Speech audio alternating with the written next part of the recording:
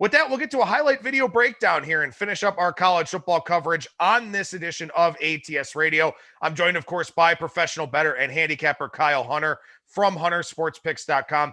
We'll talk about Cincinnati and Tulsa, game 147-148. Cincinnati down to a 3-point favorite, total creeping down as well. 44, pretty much the market-wide number for this game. I wonder if we might have a difference of opinion here on this one, Kyle, but I'll let you have the floor first. Well, I want to start with the weather report. So this could change, obviously, but it's looking like 20 miles per hour sustained winds with gusts up to 30 miles per hour. So that certainly has a role in why this total has gone down. And this one, I want to bet Tulsa. I've talked to you before that I think Tulsa is a good team. They're number one in defensive havoc so far this year. I really like what I've seen from this defensive line. I think Tulsa's defense is much, much improved this year. Desmond Ritter's play concerns me for Cincinnati. He has not been very good. He was good 2 years ago, injured a lot last year, was not very good last year. So that would make you think I want to take Tulsa in this game. But 3, I can't take Tulsa at 3 here. My number was 5, Cincinnati by 5. So I've upgraded Tulsa. I've actually downgraded Cincinnati a little bit. But I think Tulsa might be getting a little bit too much respect at this point. If you like Tulsa, maybe you want to take the money line. I think that it's certainly possible that they could win this game. From this standpoint, I think the under makes sense because of the weather. Under 44 is a tough one to take. I think Cincinnati unders in general this year are going to have value. I think Cincinnati is a really good defensive team. Offensively, they don't really have much of an identity. Having said that, Cincinnati's offensive line is pretty good. Tulsa is not going to get in the backfield as easily as they have against some of the other teams. I think I lean towards Cincinnati here, so I'm curious what your take is. Yeah, this is one where I agree with you. I think that, the perception of Tulsa has gotten a little bit big. My number on this game is 7, and I have upgraded Tulsa this season. I really haven't downgraded Cincinnati too much because I'm kind of curious to see what they do when they're actually invested and engaged. Much like, and this is an awful comparison because Cincinnati and Clemson are not the same team, but Clemson finally got tested by somebody and they showed what they're capable of.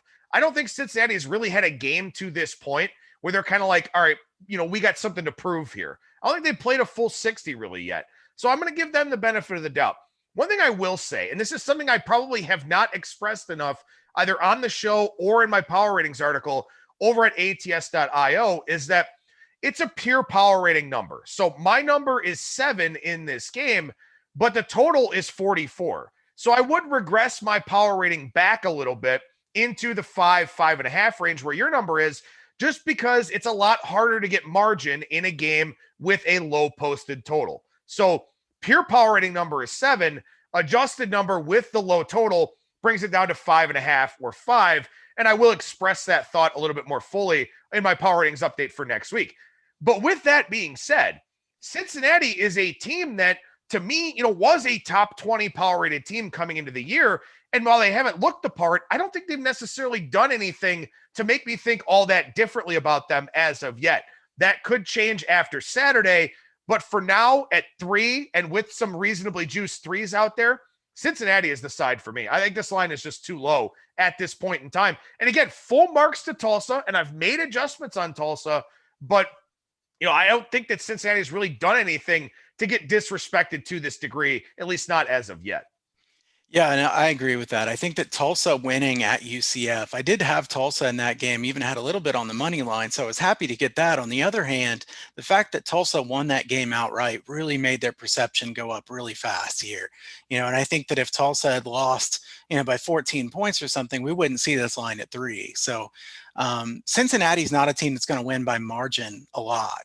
Luke Fickell is not a guy that's going to run up the score. They're going to run the football a lot when they're ahead, take their 14 or 20 point win, not win by 28 or 35. So I agree with you from that standpoint.